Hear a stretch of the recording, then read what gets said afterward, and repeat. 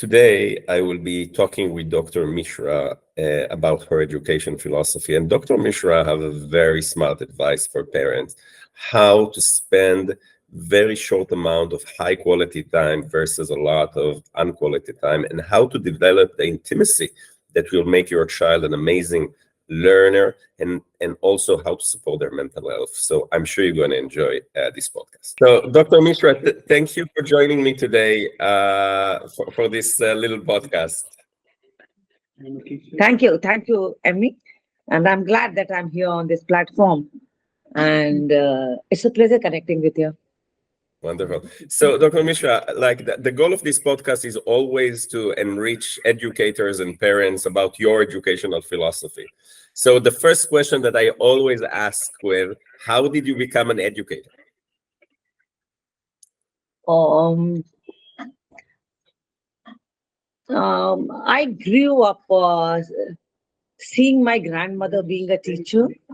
Of course, I was born and brought up in Robertsganj. It's in Purvanchal, Uttar Pradesh, a very small town and a very conservative family. But I could see my grandmom going to the school and teaching, probably imitating her or something like playing, becoming a teacher. That was somewhere there.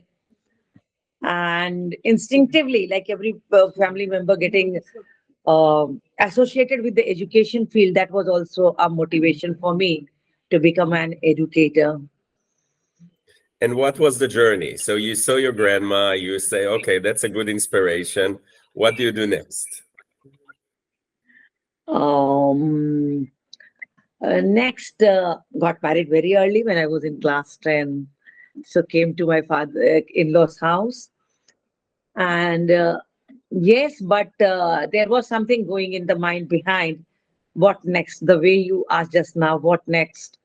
So I kept questioning myself, and of course, there was a lot of anxiety, lot of restlessness, and which somewhere um, was turning me into little rebellion, kind of daughter-in-law in the house. I was the youngest one, so probably little mischievous one, little demanding from my in-laws, father-in-law, mother-in-law. But yes, they did agree, and I continued with my education from Banaras Hindu University, and I did my graduation, post-graduation, B.Ed, and doctorate from the BHU in English.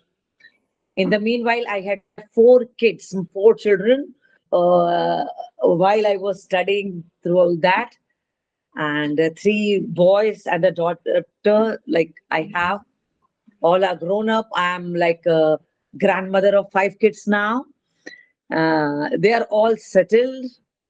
So in 1996, I joined Guru Nanak English School as a teacher. And in 2000, I joined Sunbeam, where I'm working right now. This is my 24th year at Sunbeam. So it's like from young to being an adult and a mature person, I saw this phase at Sunbeam. Uh, it's like it runs in the veins now. Mhm. Are Yeah, you still a rebel? at times, a little bit. Tell me a little bit, how is it being a principal and a rebel in the same time? No, it's like fighting for something that I really want for me or for my own. And now me has become, very small world. Um, it's not me now. It's students, my children, my teachers, my infrastructure. It's more of being possession is more of the institution. I never feel that this belongs to some management. This belongs to me. This is mine. So yes, if I have to get it, I will get it. Because at Sunbeam also, I was class 3 teacher. I joined as an EVS teacher, environmental studies. Slowly became, after 6 months, became the coordinator of KG section. Then class 10 and 12 teacher, then became the, again, coordinator, nursery to 5, then headmistress, then vice principal, senior vice principal. And then from 2014, I started my journey of being the principal. And now I'm like the campus head looking after the hostel, school, Sunbeam Women's College in the campus, a postgraduate college, and a Cambridge International School in the campus, mentoring another core branch, and being the president of 37 schools in Varanasi, Savodaya Schools Group. So I'm happy. I got it. I don't Yeah. want. I don't want anything more. Well, you're a busy woman. So now let me challenge you. Now, so there's a young teacher now. She's 22. She just graduated college. She comes to be a teacher at your school, and she's a little rebel. How do you keep this spirit in her?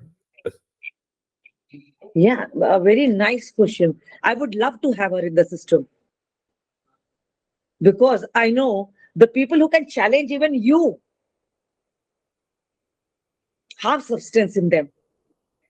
They have a say in whatever they are claiming to be. Probably I would have love to have one or two critics around. I may agree, I may disagree, but I think rebels are the ones who make you grow. I would love to have those younger people, but yes, the basic quality I would be looking for, the person to be a learner from inside. That's what I really demand for. And there's a lot of faith in the system, all the academic heads, all the people, those who are working, my colleagues with me. In the years gone by, slowly and slowly, they have all turned into mentors and the trainers. More of this training, facilitating the training for the new ones. I think that is the best thing happened to the team. And that's what I love because we stop growing when we start looking for something ready-made available in the market and we grab it and use for molding someone from the carving someone and then making it little expensive, little coming in demand. That's something really cherished by me and the entire team. Amazing. So, you are dealing with a lot of parents, a lot of parents. And I noticed that, a lot of parents, they think that they are great educators. Many times they don't know how to educate, but they think so. But more than that, they are trying to tell their kids exactly what to do. They're kind of killing the rebel within the child in order for the child to do exactly what is expected from him. So how do you find the balance between a child that follow instructions versus the child that have their own dreams and demand and wishes, which are not following the rules many times? You know, as a parent, as a grandparent, or even if you call,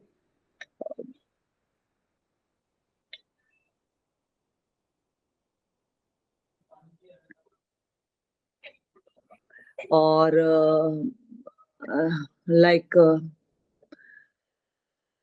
I hold, parent themselves responsible for this kind of situation they have put the children into. Young mothers, working mothers, very easy way. And what they do, um, they just to feed the child or just to engage the child instead of spending the quality time that's required by the parent and what the child is looking for. They are just handing over the mobile. They are giving the tablets. The child is engrossed. They are free. When I go back home, what situation I see? Of course, I am with the mobile, being a professional. My son is also sitting with the mobile. Daughter-in-law is another sitting with mobile. So how do I expect my grandchild not to ask for mobile? This is something you cannot expect a child of 10 to 11 year, avoiding when everyone is using a mobile. Uh, and I think if they emulate or be the role model by not using and may reading the books, uh, I think the scenario will change. So I think the parents are a lot of starting from the COVID or even right now. And of course, the way there are some changes in the education system, the hybrid learning, online classes at the time of unprecedented holidays or the climate change, the weather changes, the way it was had been in here in Uttar Pradesh. So the classes get hampered and then we switch on to the online classes in spite of telling, not a complaint, everyone would have the economic financial constraint also. Not all the children have the laptop or tablets, iPads to study. And if they get mobile in their hand, you cannot tell only see the online class. They will see thousands of things available there. So I think the whole environment has become of that.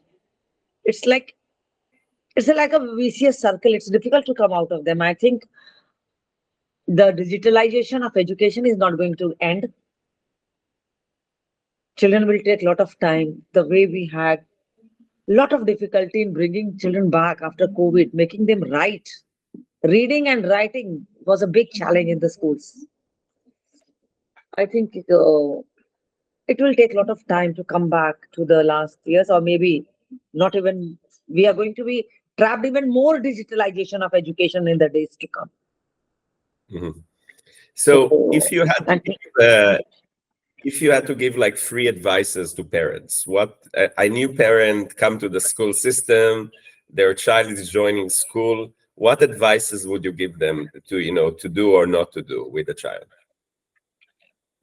put your tell a story to your child every day, a bedtime story. That's what I advise.